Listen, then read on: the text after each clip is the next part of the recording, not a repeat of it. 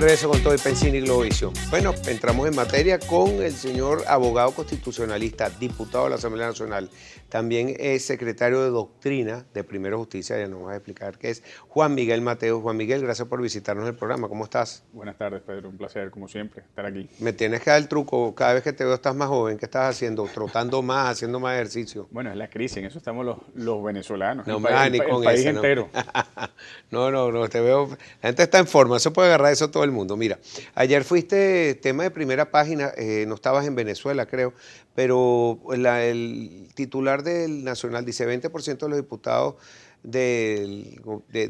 que fueron a la Asamblea dejaron del curul desde 2016. 10 principales y un suplente se desempeñaron en cargos del Ejecutivo, representaban 2.158.000 electores en todo el país. También hay algunas denuncias que te hacen referencia. El abogado constitucionalista y experto en derecho parlamentario, Juan Mateos, explica que el derecho de ser representado políticamente se concreta en el mandato parlamentario que traduce la relación entre el electorado y el diputado. ¿Qué está pasando? Que en 20% de los diputados se están ausentando entonces de sus curules. Lo que ocurre es una política de Maduro, orquestada por Nicolás Maduro. No tiene otro responsable de huir de todo aquello que representa el pueblo de Venezuela, y en este caso es un intento de destrucción de la Asamblea Nacional. Desde que nosotros instalamos la Asamblea Nacional el 5 de enero del año pasado, nosotros les decíamos a los diputados del oficialismo, los diputados del madurismo, que en realidad ellos eran una suerte de caballo de Troya porque no eran leales con el Parlamento, con la Asamblea Nacional, y no estaban siendo leales con el electorado. Todo eso forma parte de la situación institucional en la que está Venezuela, en donde tenemos a todo un país, 87% ya del país, que quiere elecciones y que quiere respeto de la Asamblea Nacional, que quiere respeto del mandato de cambio del 6 de diciembre, y Nicolás Maduro, con unos pocos magistrados, 7 magistrados de la Sala Constitucional. Ahora tenemos un nuevo presidente del Tribunal Supremo de Justicia, que es el magistrado Michael Moreno. Es una realidad vergonzosa para toda Venezuela, pero nosotros seguimos en la Asamblea Nacional con los grandes temas, sobre todo entendiendo que en este momento el pueblo de Venezuela y la Asamblea Nacional no están solos. La comunidad internacional se ha manifestado de múltiples maneras en apoyo al pueblo de Venezuela y sobre la necesidad de reivindicar la institucionalidad democrática, es decir, el voto, los derechos humanos, y que podamos salir de la pobreza, del hambre que va lacerando a la familia venezolana. Ayer el Senado de los Estados Unidos, esto es algo inédito, votó tanto a los republicanos, la fracción parlamentaria de los republicanos como los demócratas, porque el presidente de Estados Unidos, Donald Trump, actúe hacia Venezuela, respaldando también toda la gestión que está haciendo Almagro, secretario general de la Organización de Estados Americanos, para aplicar la Carta Interamericana Democrática. Sin embargo, hay ciertos analistas que piensan que esa carta no nos puede favorecer tanto. Quería saber tu opinión sobre esta posición de la Carta Interamericana. Tú conoces bien, Pedro, cómo funciona el sistema político norteamericano y cómo funciona la cultura política norteamericana. Nicolás Maduro es un presidente solo, un presidente aislado. Y Nicolás Maduro quisiese vender que las sanciones y la actividad internacional de los Estados Unidos en este momento están saliendo del hígado del presidente Trump, que son parte de la hiel, que son parte de su amargura.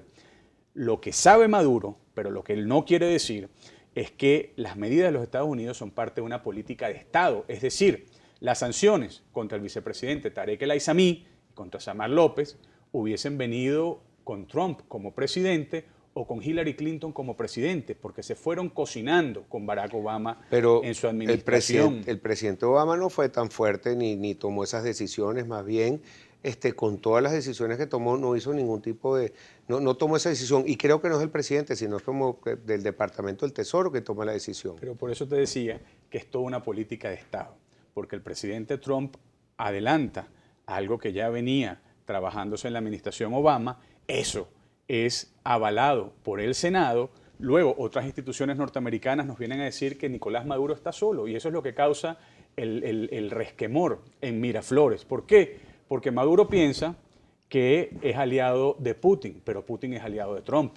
Maduro piensa que es aliado de China, pero China está mirando hacia la India, China está mirando hacia Brasil. Nicolás Maduro no tiene en este momento aliados internacionales, es un presidente solo, Tarek El Aissami también está solo, y el pueblo de Venezuela, en cambio, sí está ganando aliados. Bueno, el presidente Maduro tiene sus aliados, porque tú hablas también de que Rusia está a favor de lo que están haciendo los Estados Unidos y lo que está haciendo China, pero por otra parte están aliados con China, por ejemplo, en la parte guyana y toda la parte que nos pueden quitar parte del territorio venezolano, todo lo que ha sido la explotación de petróleo en toda la parte del Tamacuro. Entonces, los balances de los países no es que están o no están, están divididos, depende de los intereses. El único aliado verdadero que tiene Nicolás Maduro en este momento es Nicaragua como país y es Ortega como presidente.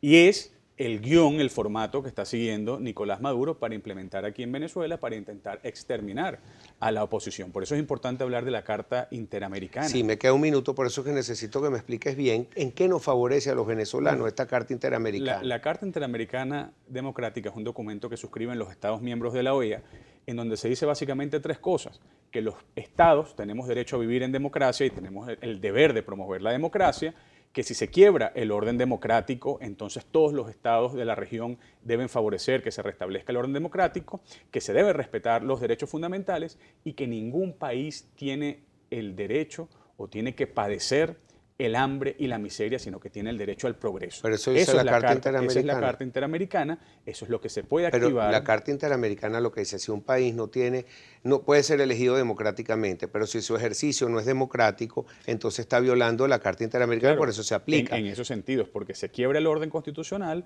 porque no hay derechos humanos o porque se vive en condiciones de pobreza que son inhumanas. En todo caso, en este momento pareciera que están dadas las condiciones. Pero ¿no crees tú que esa Carta Interamericana obstaculiza de alguna manera un posible, vamos a hablar de negociación, no hablamos de diálogo, no obstaculiza alguna salida democrática electoral con Venezuela? Porque se puede aislar como pasó. Pero es que la ley y la justicia nunca pueden obstaculizar lo que es para el provecho de un país que quiere recobrar la democracia.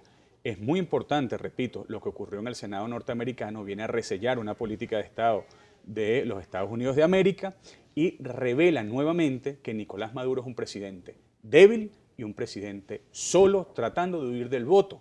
Y el mundo entero, incluida la región latinoamericana y la región americana, son conscientes de la necesidad de restablecer el voto en Venezuela y de acompañar al pueblo de Venezuela para ganar nuevamente el voto, para que aquí reine la paz y para que podamos alcanzar el cambio político que acabe con el hambre, que sane la economía y que nos lleve a una Venezuela sin cultura de la muerte y sin cultura de la violencia, que es algo... Claro, Juan, pero una cuestión, tú ves al presidente Maduro débil, pero él sigue mandando y sigue teniendo apoyo y tiene algo de apoyo popular, por supuesto que lo tiene, sigue estando aquí. O sea, la asamblea sigue siendo negada por parte de 5 poderes y es un poder que todavía no ha podido ejercer ni siquiera nada, porque todos lo han anulado. Entonces, ¿cómo puedes decir tú que también está débil? Esa pregunta es muy interesante.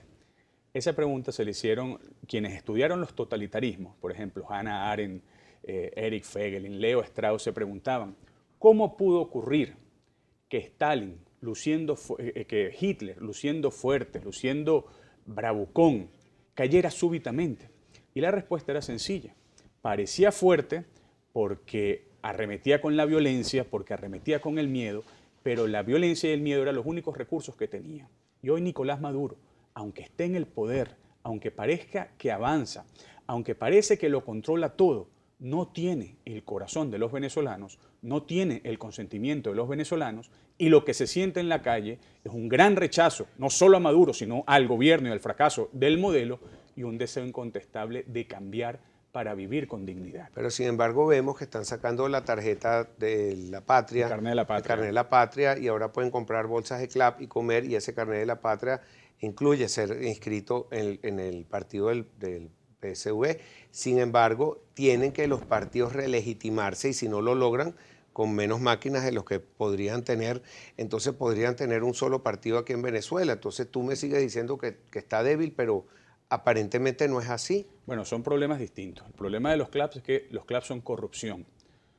Menos del 1% de los venezolanos, y hablo también por el Estado Carabobo que represento, han recibido las bolsas de los CLAPs.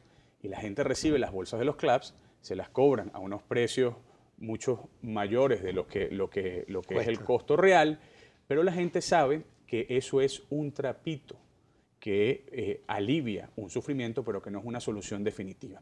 Estando en Rafael Urdaneta, en Valencia, en Carabobo, en la parroquia de Isabelica, una señora me decía, si a mí me traen la bolsa del club, me la voy a comer. Por supuesto que me la voy a comer y le voy a dar de comer a mis hijos. Pero sé que se están robando los reales. Pero va a estar escrito en el PSUV. No, y sé que cuando venga la elección voy a votar en contra de Melías y voy a votar en contra de Nicolás Maduro. Luego está el tema de la renovación de los partidos. La renovación de los partidos es una cuestión atinente a la democracia y a toda Venezuela. No hay democracia sin partidos. Y lo que tiene que saber Maduro es que Venezuela entera va a derrotar al gobierno, al régimen, en las peores condiciones de injusticia para defender a sus partidos políticos y para renovar a sus partidos políticos. Eso no obsta para que la Unidad Democrática siga luchando por mejores condiciones, por condiciones de justicia.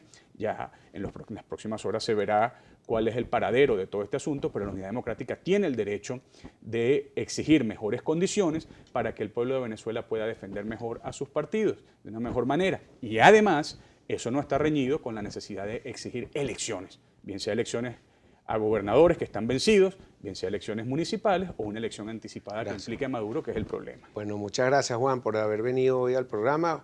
Juan Mateus, que es abogado constitucionalista, ¿verdad? Sí. Bueno, vamos a ver qué pasa en los próximos días. Ya regresamos con más. Tenemos el defensor del pueblo, Tarek William Saab, aquí en Con Todo y Pensín y Globovisión.